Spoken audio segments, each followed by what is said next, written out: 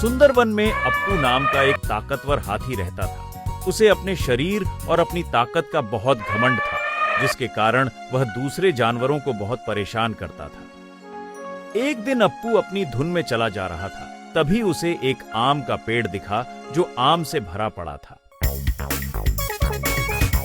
तुम सब इस पेड़ से उतर जाओ, ये आम मुझे खाने हैं। पर हम यहाँ पहले से हैं। पहले से हो तो क्या हुआ, अब मैं ये आम खाऊंगा। अच्छा, पर कैसे? पेड़ पर चढ़कर? आओ आओ, चढ़ के दिखाओ। तुम्हारी इतनी हिम्मत कि तुम मेरा मजाक उड़ाओ। अब इसका परिणाम भुगतने के लिए तैयार हो जाओ।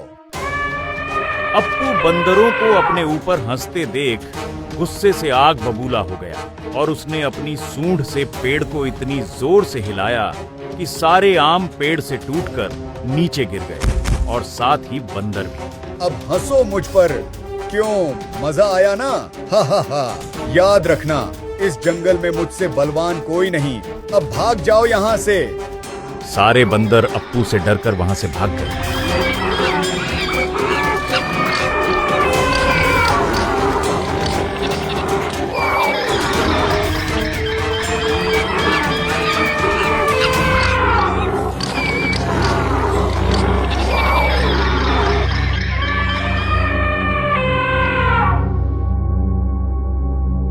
तुम एक मामूली और कमजोर कौवा होकर मुझसे ऊपर कैसे बैठ सकते हो? चलो मेरे सामने सिर झुकाओ। अप्पू, मैं एक आजाद पंछी हूँ, किसी के आगे सिर नहीं झुकाता। अच्छा, तो ये बात है। अभी तुम्हें मजा चखाता हूँ। अप्पू अपने घमंड में मदमस्त होकर बिना कुछ सोचे समझे अपनी सूंड से पूरे पेड़ों को उखाड़कर हवा में फेंक दिया, पर कौवे का बाल भी बांका नहीं हुआ क्योंकि वह पहले ही उड़ चुका था। हा हा हा।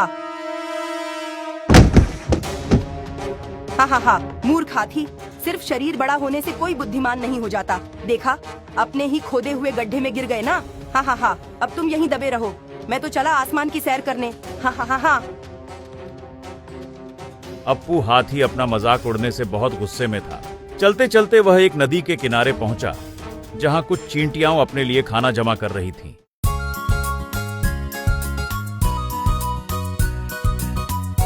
अप्पू जैसे ही पानी पीने के लिए नदी की तरफ बढ़ा, एक चींटी उसके पास आई।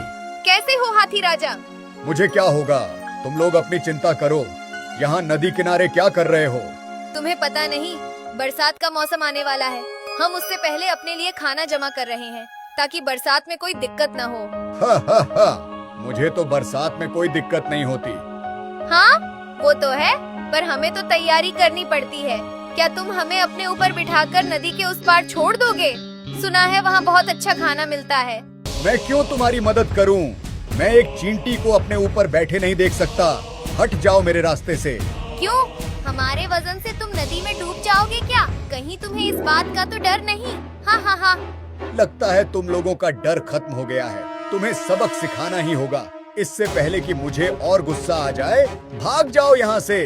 पर हम तो शांति से अपना खाना जमा कर रहे थे, तुम ही बीच में आ गए। अप्पू चींटियों की बात सुनकर बहुत गुस्सा हो गया और बिना सोचे समझे नदी से अपनी सूंड में पानी भरकर चींटियों के टीले को बहा दिया।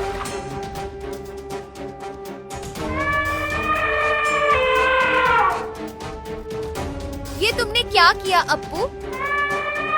हम तो बस थोड़ा सा मजाक कर रहे थे, तुमने तो हमारा घर ही तोड़ दिया। अब हम क्या करेंगे?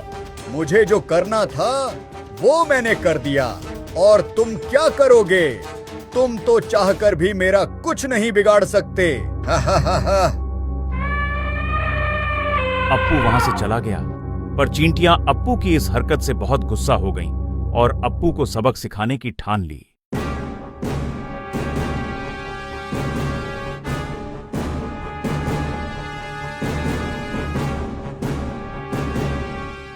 ये अप्पू ने हमारे साथ बहुत गलत किया, हम उसे इसकी सजा देकर रहेंगे। पर वो इतना बड़ा और बलवान है और हम तो बस छोटी सी चींटियां हैं। भला हम उसका क्या बिगाड़ सकते हैं? हम छोटे हैं तो क्या हुआ?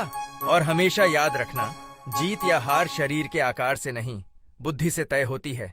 मेरे पास एक योजना है जिससे अप्पू को उसकी गलती का सबक जरूर मिल जाएगा। चींटियों के सरदार ने अप्पू के खिलाफ जंग का ऐलान कर दिया था और अपनी योजना के तहत वह चुपके से अप्पू के पास पहुंच गया, जहां वह आराम से सो रहा था। अरे अप्पू सो रहा है, अब इसको पता चलेगा चींटियों से उलझने का मतलब। अप्पू को सोता देख चिंटू अपनी योजना के अनुसार अप्पू हाथी की सूंड में घुस गया और अंदर से उसकी सूंड में काटने लगा, जिससे अप्पू की नींद खुल गई। मेरी सूंड में कुछ घुस गया है। ओ, इसे बाहर कैसे निकालूं? बार बार चिंटी के काटने से अप्पू हाथी परेशान हो गया। वो दर्द से चिल्लाता हुआ इधर उधर भागने लगा।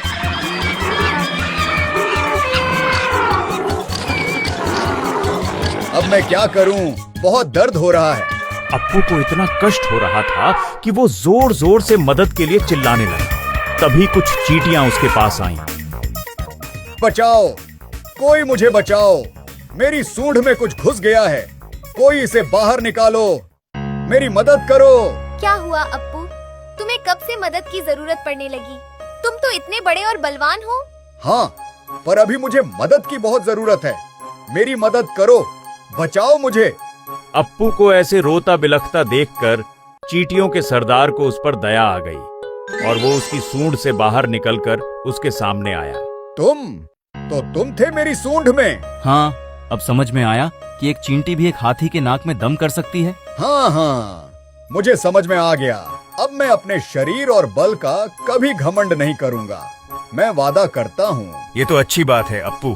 मुझे माफ कर देना। चलो, मैं तुम्हें नदी के उस पार ले चलता हूँ ताकि तुम लोग अपने लिए खाना जमा कर सको, जो मैंने खराब कर दिया था। अप्पू को अपना सबक मिल चुका था।